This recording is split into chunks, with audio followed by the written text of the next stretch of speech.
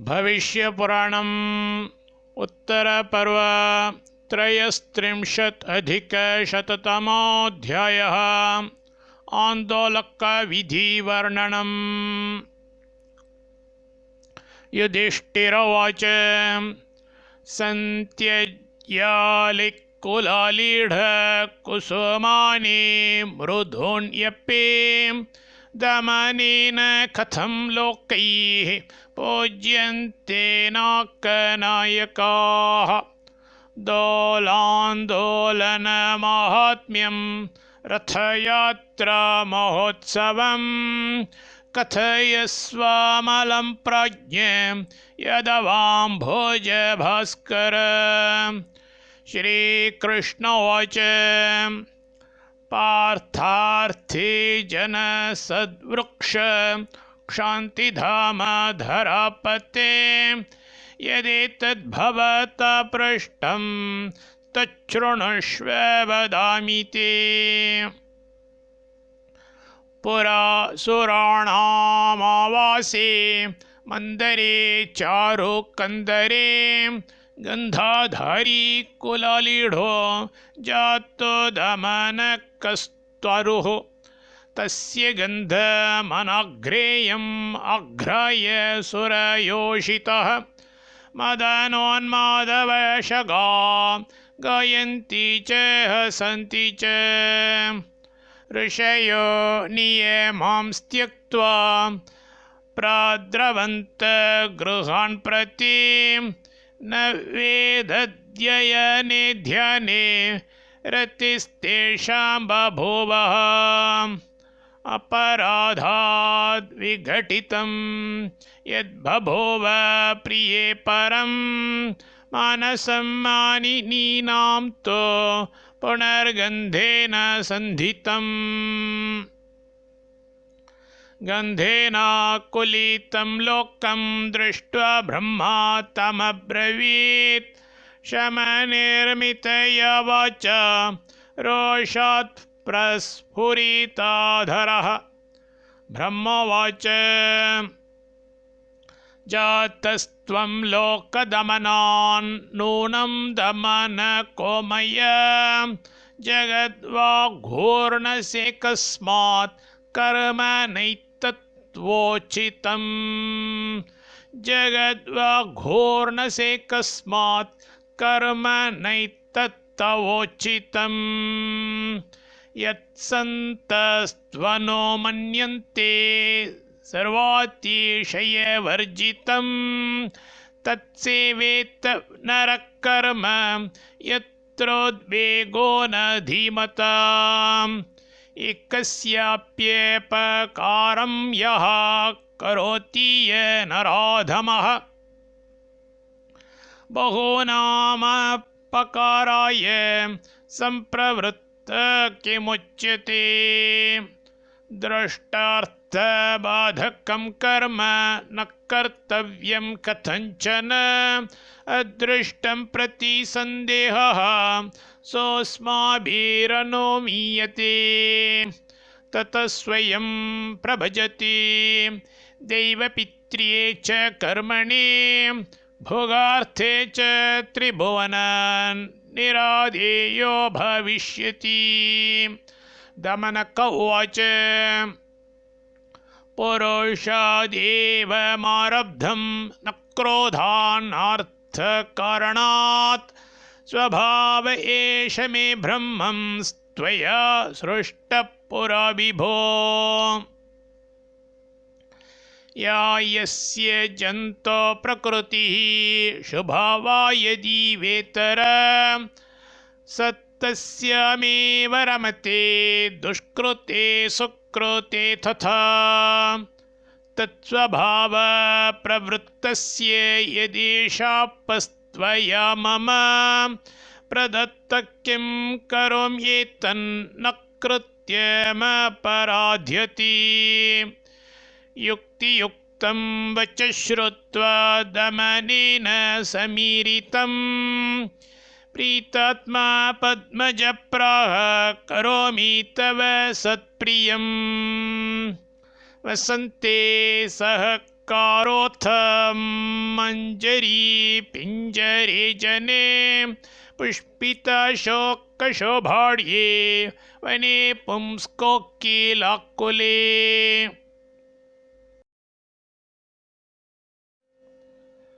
तस्मिन् काले सुरेशानां शिरांस्याक्रम्य लीलया स्थास्यसि त्वं दिनं चैकं यद्यस्य विहितं हितम्।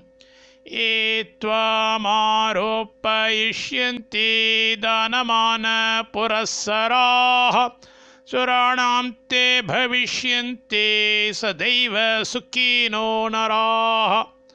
सर्वदैव शिवस्येष्टा पुण्यपापभयापहा प्रसिद्धिं यास्यति मधो दमनाख्य चतुर्दशी।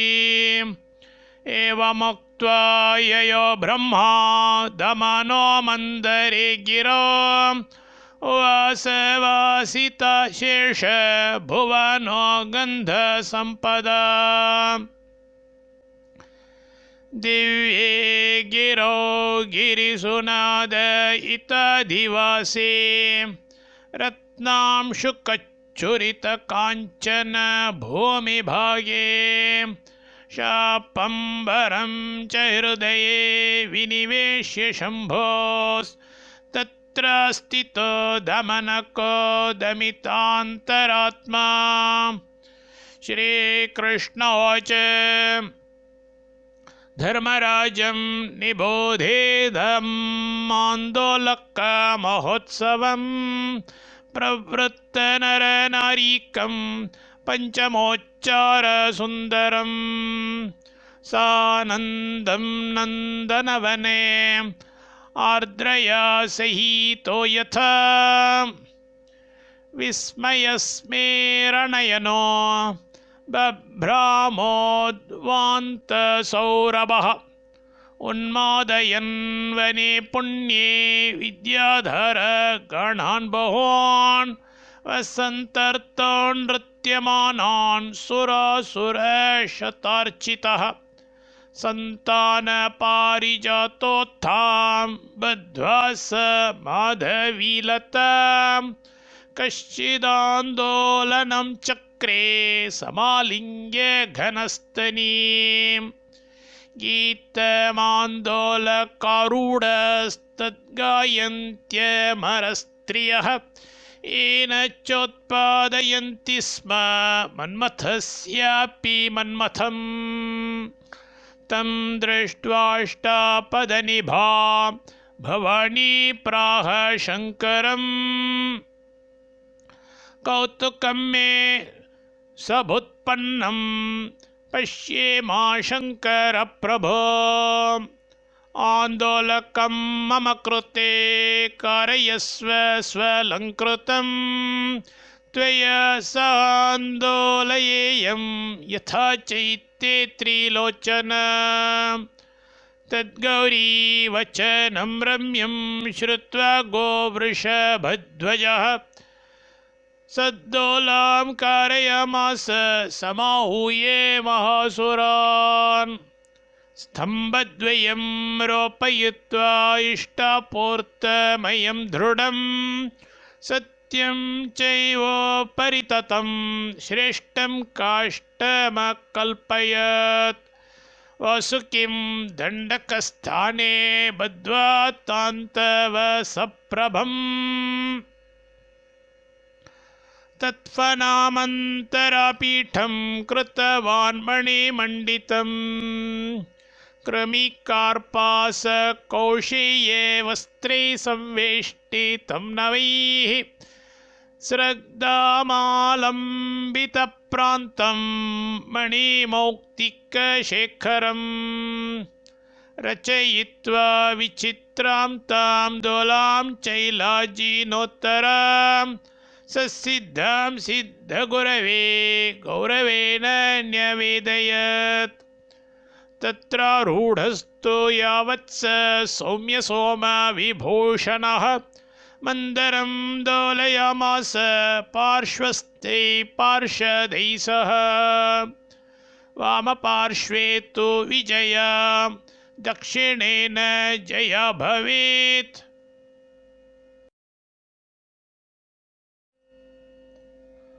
चामराक्रान्तबाहु ते तेन श्लिष्टेऽन्यविजताम् आन्दोलयन्त्य पार्वत्य सहितं स गदाक्षरम् येन देवासुरस्त्रेणम् आसीत् आनन्दनिर्भरम् जगुर्गन्धर्वपतयो ननृतश्चाप्सरोगणाः उच्चलत्तालवाद्यानि वादयन्ति स्म चारणाः चेलुक्कुलाचला सर्वे चुक्षुभो सप्तसागराः ववर्वातास निर्घाता देवे दोलां समास्तिते आलोक्य व्याकुलं लोकं देवाशक्रपुरोगमाः उपेत्य प्रणिपत्योचोः सर्वपापहरं परम्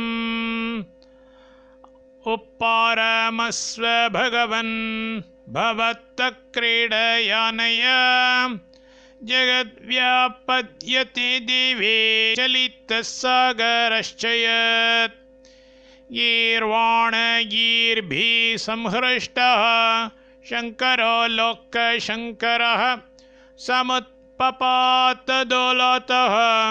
प्रहर्षोत्फुल्ललोचनः उवाच वचनं पार्थ सुरसार्थस्य पश्यतः सानुकम्पं सुललितं विस्फुटार्थपदाक्षरम् श्रीमहादेव उवाच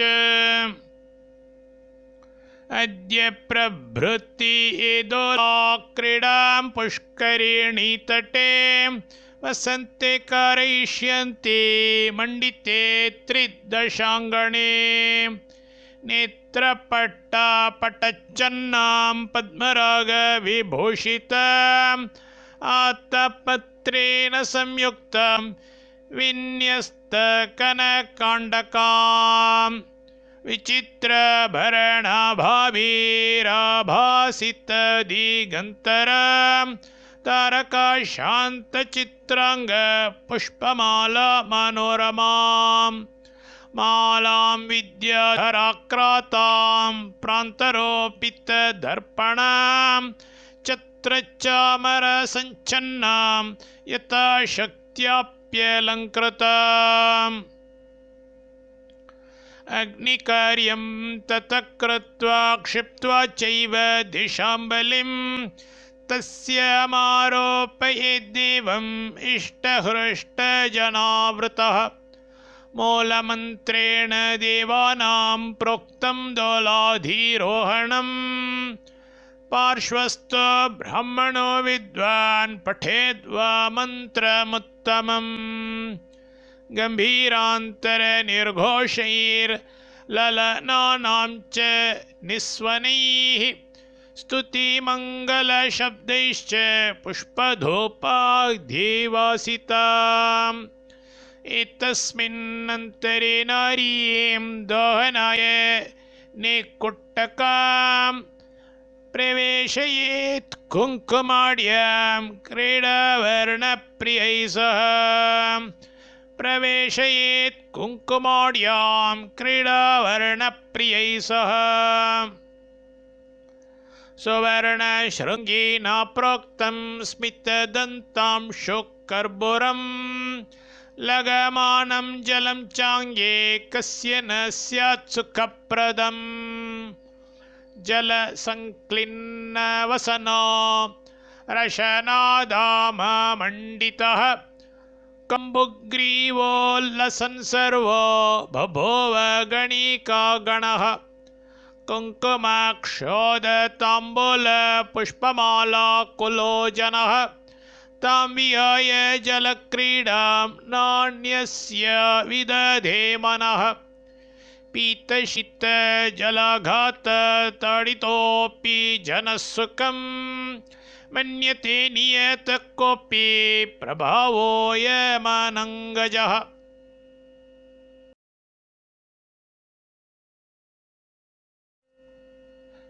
एवं एतो गमिष्यन्ति नरावर्त्मतया गतं निरुजस्ते भविष्यन्ति सुखिता शरदां शतम्। पुत्रपौत्र समयुक्ता धनधान्यसमयुताः विहृत्य सुखसम्पत्तौ ततो यास्यन्ति मत्पुरम्। प्राप्ते वसन्तसमये सुरसत्तमानाम् आन्दोलनं सुरवराननुकुर्वते ते प्राप्नुवन्ति भुवि जन्मतरो फलानि दुःखार्णवात् कुलशतान्यप्येतारयन्ति दुःखार्णवात् कुलशतान्यप्येतारयन्ति। इति श्रीभविष्ये महापुराण उत्तरपर्वणि श्रीकृष्णयुधिष्ठिरसंवादे आन्दोलकविधिवर्णनं नाम 33 उत्तरशततमोऽध्यायः।